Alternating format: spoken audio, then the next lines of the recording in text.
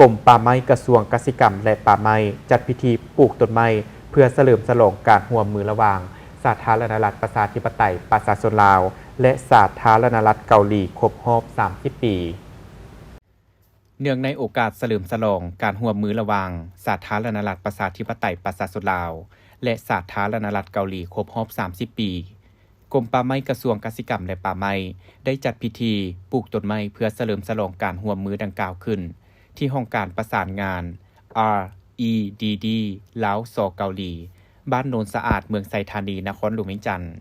โดยมีทานลินคำดวงสวรรค์รัฐมนตรีกระทรวงเกษตรกรรมและป่าไม้ทานยองจองซูเอกอัครราชทูตแห่งสาธารณรัฐเกาหลีประจำลาวและภาคส่วนที่เกี่ยวข้องทั้งสองฝ่ายเข้าร่วมในพิธีทานลินคำดวงสวรรค์กล่าวว่าการปลูกต้นไม้ร่วมกันระหว่างกระทรวงเกษตรกรรมและป่าไม้และสถานทูตแห่งสาธารณรัฐเกาหลีประจำลาวในครั้งนี้แม่นกิจกรรมหนึ่งที่มีความหมายความสำคัญในการเฉลิมฉลองสายพัวพันธ์ร่วมมือ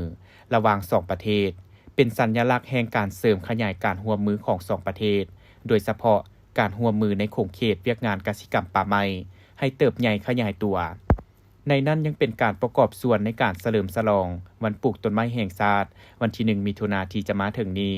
เพื่อเป็นการปลูกจิตสำนึกให้ปวงชนโดยเฉพาะวัยหนุ่มเห็นได้ความสำคัญของการปกปักรักษาทรัพยากรธรรมชาติและป่าไม้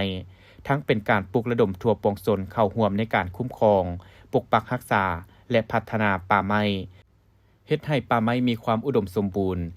เป็นท่าแห่งและองค์ประกอบสำคัญในโครงประกอบเศรษฐกิจแห่งชาติโอกาสดังกล่าวทานลินคำดวงสวรรค์และทานจองยองซูได้ปลูกต้นไม้